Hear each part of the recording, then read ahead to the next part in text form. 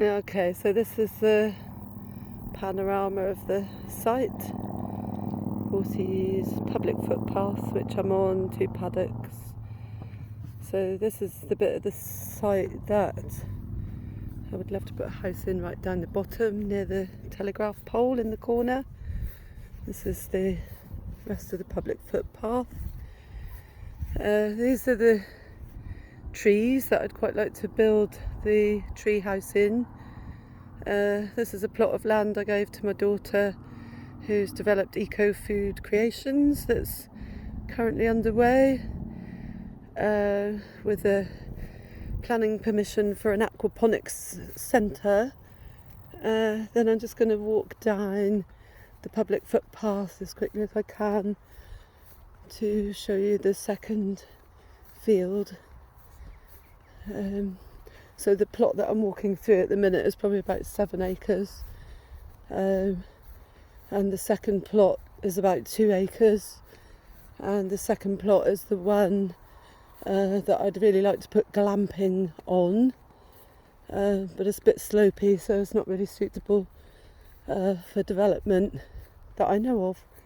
So at this point I have a gas mains running across the way that I'm walking from there to there, and then I have water from the Portakabin, where you can see the yellow van that comes down towards me and then goes off about halfway down that field there.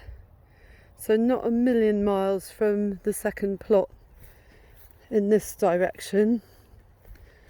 We've got some lovely views of Shepton Mallet, and in particular Bowlish, which is the road that heads on out towards Wells. So that's what we'd like to see. So any kind of tree house that goes in there, it would be nice to have the front aspect overlooking somewhere down there. And then down here we start to hit the slope, which is reasonably steep in places. By going up along this hedgerow and taking a path in at an angle, it's okay for traffic. Beep beep. How many?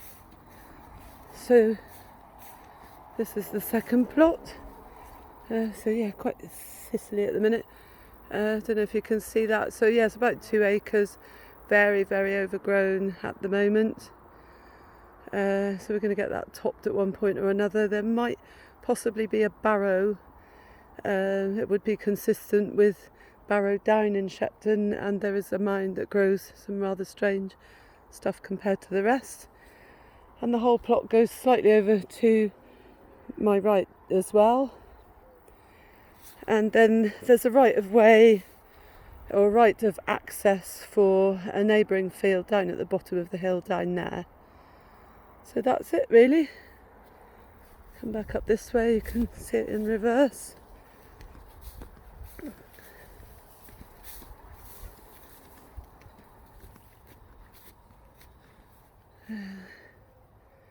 So yeah, Eco Food Creations.